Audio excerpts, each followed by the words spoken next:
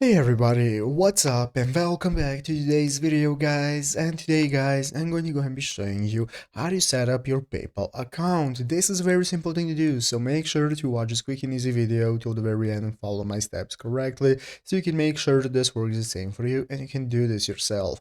But yeah guys, let's get straight into it. So first things first, you can get started by opening up the official PayPal account. Open up the official PayPal website right here, paypal.com, and once you have opened it up, you'll be greeted by the main page, and this is where we can get started logging into our accounts. In the upper right corner is going to be the login button. If you do not already have an account, what you can do is register with the sign up button, provide your email address and all the info that you want to use, and once you have logged in successfully, you'll be greeted by this home page right here, and this is going to be our main page. Our PayPal balance, our recent activities, sending money, requesting money, and so on is all going to be available from here. And now we can get started setting up our account. Basically guys, to set up your account, you don't have to do much. You only need to go ahead and add some kind of funds to your account. You can go ahead and get started with adding a card or a bank that you want to use directly from the main page right here. As you can see, you have the option to add card or bank.